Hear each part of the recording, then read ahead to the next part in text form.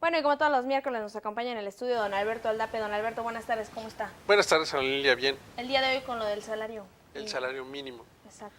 que es muy mínimo ya. Y más con la noticia que acabas de dar, en el que algunas frutas y verduras se han incrementado de precio en los primeros días, más el incremento del 1.9 en la gasolina, pues prácticamente el 4.2 de incremento del salario mínimo ya no existe. Este año en particular, la Comisión Nacional de Salarios Mínimos pretende llevar a cabo un plan, primero, para desindexar el famoso salario mínimo de todo lo que son pagos, permisos, multas, y esto ya pasó por la Cámara de Diputados, son las famosas UMA, las unidades de medición y actualización.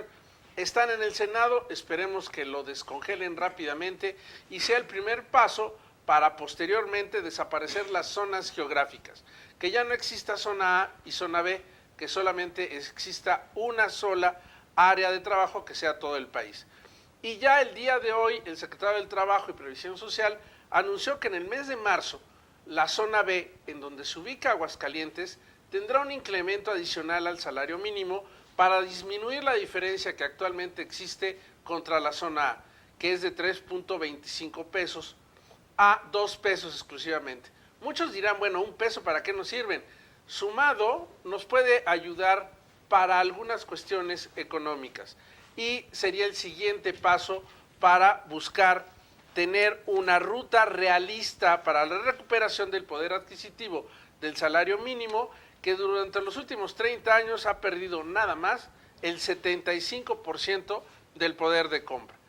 Como vemos, es necesario tener una calendarización de actividades que nos permitan tener un salario base que sea recuperable para los trabajadores, ese poder de compra que se ha perdido, pero que tampoco afecte a la economía, que no vayamos a lesionar a las empresas de menor tamaño y las hagamos que cierren. Y con esto entonces sale contraproducente porque perderíamos también lo que serían fuentes de empleo. ¿Qué es lo que se está tomando en cuenta actualmente? Una es, una vez que desaparezcan estas dos zonas, ver de qué forma vamos a ir incrementando el salario en forma gradual para que no afecte a todas las empresas. Y también la parte de los salarios de profesionistas, ya que hay que recordar que estos también se van calificando por parte de la Comisión Nacional de Salarios. A partir de entonces empezaremos a ver que la fórmula para el cálculo de los incrementos ya no será exclusivamente como actualmente se hace, que es el Banco de México prevé una inflación. Él dice, bueno, este año 2015 el problema va a ser al principio del año, donde el incremento de la gasolina, los productos agropecuarios de la canasta básica, el incremento en algunos impuestos locales va a hacer que suba la inflación, pero ya a mediados de año sí siguen las cosas como deben de ser, en el sentido de bajar aún más el precio de la luz, posiblemente empezar a ver mejores precios, no en todo el país, para lo que es la gasolina, y estandarizar ya más o menos la producción de los productos agropecuarios. La inflación para este año se esperaría que fuera menor al 4%. Entonces, ya para final de este año, podríamos decir que estaríamos hablando de que los nuevos salarios que se espera se den a partir de finales de este 2015, recuperen en parte esa pérdida del poder adquisitivo que se da en estos primeros meses.